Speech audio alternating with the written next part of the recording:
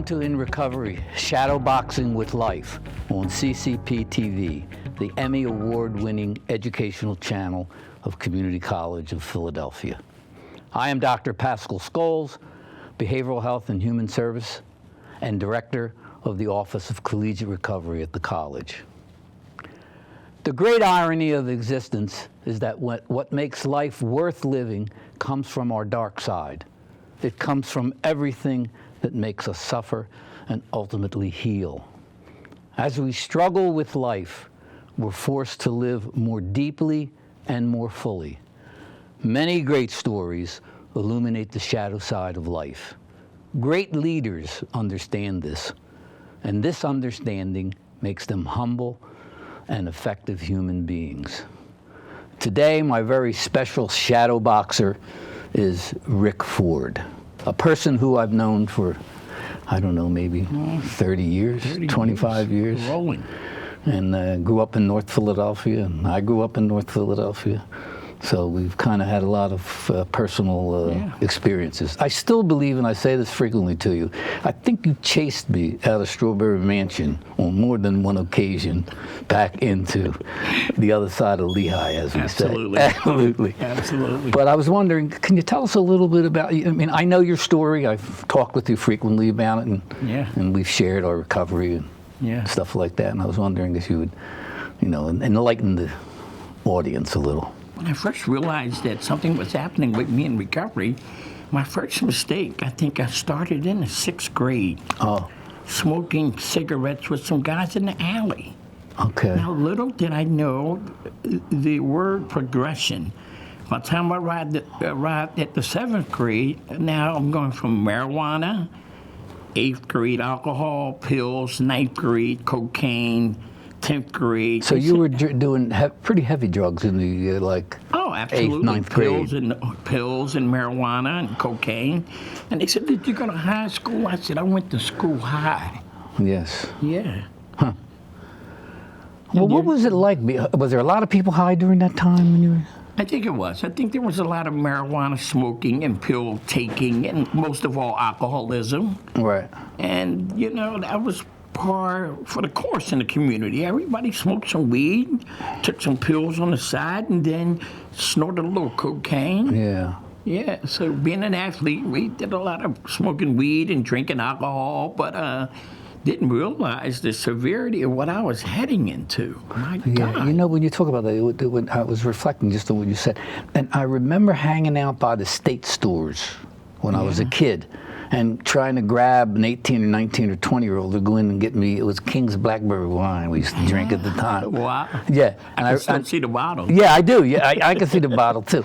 And I used to say to myself, why would they go in and just buy us all that liquor? I was like, 15, 14, I don't know what the heck I was. Yeah. So, the neighborhood just reinforced it in many And then ways. they changed the name of it from the state store to the Wine and Spirit. Yeah. Now follow that. That's very interesting because the very moment you consume that, it changes your spirit. Yeah, it does. Not in a good way. Not at all. Yeah.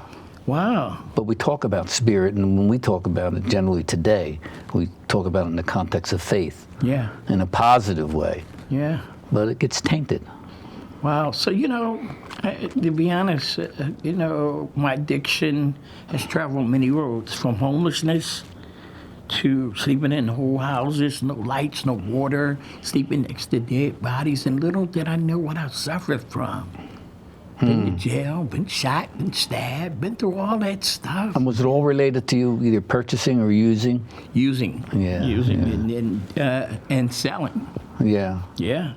And during the 80s, the mid-80s, when crack had really came through the communities, you're like the last person to find out that you got a problem. In the very beginning, it's almost like you don't want people to know you're using drugs, that particular drug.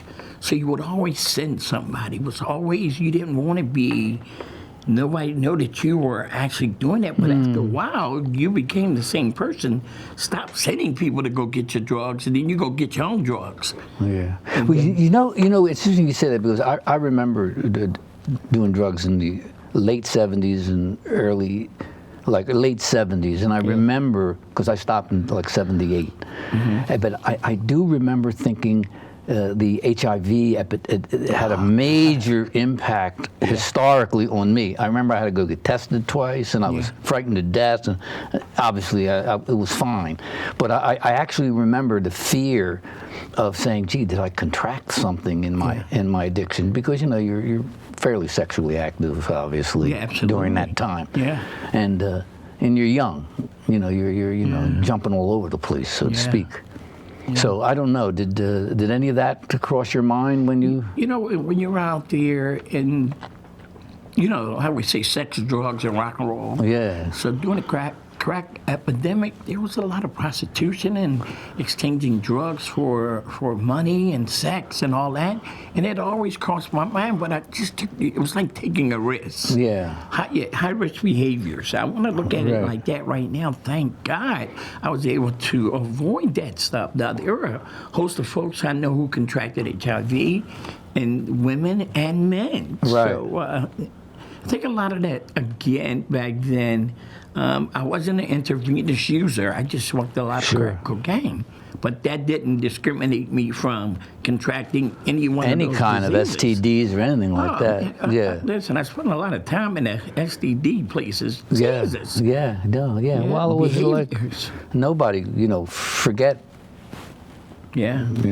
protective things. Yeah. It was just, you got high and that's what happened. Yeah. Yeah, don't you think? So when I look back now, Pat, and I'm just grateful that I've been in recovery 29 straight years. Oh, congratulations. I just don't, I tell people, you got to get to the end of you. Now, what I mean by that, a lot of people don't realize, a lot of folks going to treatment, they might not get it on the first time. They might not get it on the 8th time. At some point, the light will go off. The light went off for me October the 2nd, 1990. But I always look back at October the 1st, 1990. It was the darkest time in my life. Yeah. And I know on October the 2nd, I just cried all day. I found out later God was cleansing me. Uh-huh. I haven't had an urge, craving, or the desire to go back. I'm so grateful.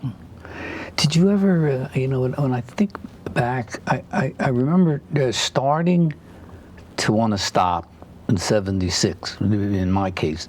And I remember it took me 2 years to get it together, because I was like, I wasn't doing the meth or the coke, but I was doing like smoking weed and drinking, because I thought, well, that's not so bad, it's just weed.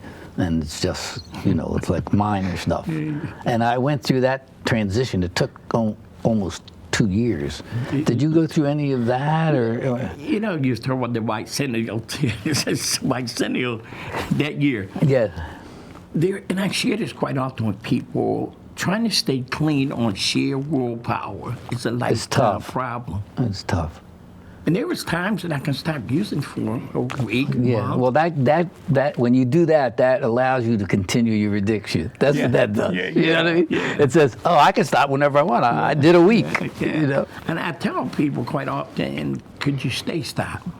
Yeah, that's the issue. Now, there's a host of folks have tried for years. That's not going to happen to me. And I've tried to get weeks and months at times where there was total abstinence, but something would occur. I would run into somebody I got high with, or see one of those girls that I like to be with. I ran into some money. It would always be... Money was always a big issue. I used to say, if you put your hand in your pocket and you can feel the money, it was like an electric, went right up your shoulder, and you said, I gotta go buy some dope. I gotta go. Am I right? Yeah, it was like a very weird experience. How painful was that? There was days I would wake up and say, today I'm not gonna use drugs. And my whole day would be consumed with obsession and compulsion to go chase and get drugs. Yeah. There was a lady, and I always talk about this. She would come out in the morning to go to work. At 6 in the morning, I would be sitting on a corner, sitting on the fire hydrant. She would say, good morning, Rick, and I would say, good morning, Miss So-and-so. And she would go on about her way to work. And she would work 8 hours and come home about 5 p.m., and I would still be sitting on the fire hydrant. And she would say to me, Rick, are you still there? Yeah. I don't want to ever forget that. holding down a corner with no destination, Right. with no purpose, no nothing, just there. Yeah. Didn't you tell me about, I mean, we've had many conversations, but didn't you lose your mother during this period? Absolutely. And I want folks to get this, that a lot of times we have reservations. What would happen if my mom died? What would happen if I contracted disease or something?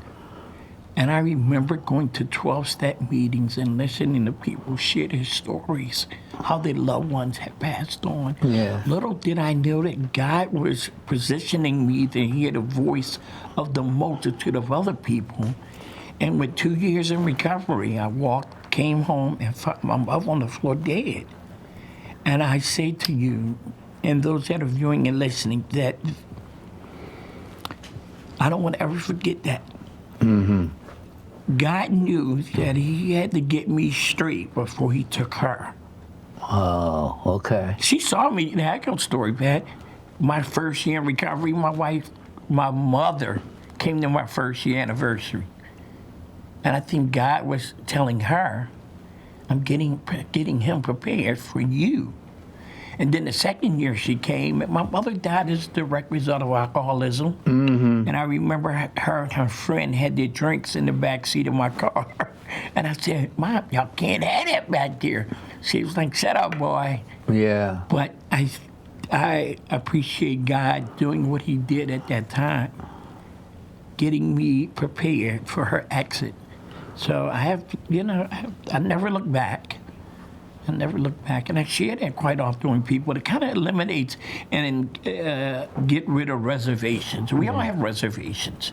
And one of the trainings I do, whether I'm around other people, and I say, do you have kids? And I say, well, I'll use you an example. He said, yeah, I have 3 kids. I said, well, what would happen right now if the phone rings and it said your kids died in a fire or a car accident? Can you get through that stuff and don't use drugs again? It's about building hope and healing for people. I often said, I don't think it'll sound weird to you. Maybe it won't sound weird to the audience either. I've often said that I'll never go back, but if I go back, I'm leaving, man. If I go back and use, well, I'm gone. Yeah, I kind of get that. I'm going to disappear. Yeah, it's gonna I'm be going over. to it's over. Yeah. And don't tell me about getting in recovery again. Yeah. Do you know what I mean? I mean, it sounds weird. It sounds weird. When you just say that. I think about things like that, knowing that I can't substitute one for another, because I know Right. if I smoke marijuana or if I take a drink, I kind of know that there's an endless road for me. Yes, that's the way I feel too. I'm going to end it all. Students sometimes in class say, well, what if you relapse? What would happen? I said, don't worry about it, because you're never going to see me again. Right. I'm not coming back here. Yeah. So it's imperative that, that I stay on the road to recovery. Right. By many ways. There are many pathways of my recovery. What are some of your pathways? Because I think of, and I could eventually share some of mine, but I often, because I don't attend a lot of meetings any longer. I understand that. Yeah, I just don't. Yeah. But I mean, like my whole day is a meeting almost, because I see students, and, I'm always dealing, my job is running the recovery program at the college. But, and people say to me, well, where'd you go? I mean, my home group used to be was it Walnut Street? You remember the church in 19th or 20th? That was my home group. Yeah. We used to go to dances there and stuff, and I don't know if you remember those things. I do remember. And I laugh because I don't know how many of them were really straight when they were down in that meeting. But nothing to laugh about, I guess. Yeah, that's another. Yeah. But no, we're talking about many pathways. Right. I still attend 12-step meetings. I do some other stuff with church. Having a balance. And it's imperative. I share this with people quite often. Complacency is the enemy Get you in trouble. of people with time. That's the truth. We're not, am I recovering at just doing time? Right. Do you, as a part of your recovery, in the first couple of years, I personally remember dreaming about getting high and waking up and thanking God that I wasn't high. Yeah. Because I said, oh, shit, I lost it. Yeah. That's what I used to say to myself. Yeah. And then they disappeared over time. And, you know, if you read some of Carl Jung's work, you know, you get into thinking, well, if it's not in consciousness, it's going to go into your subconscious or unconscious, because it's got to go somewhere, the thought. Shadowboxing. That's shadowboxing, exactly. Shadowboxing. And then it has to go somewhere. So it used to go there, but it doesn't go anywhere any longer. I don't know whether it went into a deeper space in like unconscious or what. Yeah. But I don't have those dreams any longer. But that was during my first 5 years, I think, mainly then. You know, it's funny you bring that up, because I think I had moments of that in my early stages of recovery. Waking up, or in my subconsciousness, was I getting high? And would wake up and be like... And you say, did I relapse in my brain? Yeah. You know? Yeah. But I recall vividly, like, getting my first welfare check in recovery. And this is another one of the stories that I tell of people. Waking up, even after having these dreams, but checking to see was my money still there. Yeah. Knowing that I didn't get up and go out that night. And, you know... Right. And those were days where I said, God, thank you, I didn't get high. Right. Here's my money still here.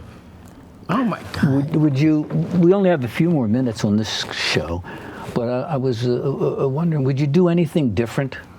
I'll give you my answer in a minute. I would say the same thing. No, I wouldn't change nothing, because I'm afraid of change. Yeah.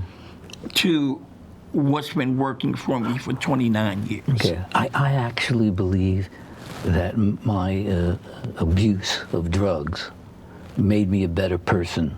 Me too. It sounds like weird to say that, because people say, well, what do you mean? I make you a better person, I make you a better person. But I think it did. I think I wouldn't go back and you know. You know, I have moments when I think about the old house. No lights, no water, no heat, sleeping next to dead bodies. Yeah. I go back to those days where I was completely empty. And when I look 29 years later to where we are today, I'm grateful, man. So I wouldn't change anything. Yeah, I kind of agree. I wouldn't change anything. If I had to go back and change something, I wish I was a little kinder to some people that I wasn't as kind as maybe I should have been. Yeah. But then again, you know, I blame it on, you know, the drugs and all that kind of stuff. Well, you know, I think of the harm I caused my community. Robbing, shooting, selling drugs, tearing the community apart. And here we are today. It's imperative to me to be a vision of hope in that same community. I don't do this for me. I do this for people that are still seeking a way out. And they look at me sometimes and say, if we know Rick Ford can get clean from drugs, then maybe there's some hope. Well, that is all the time we have for today.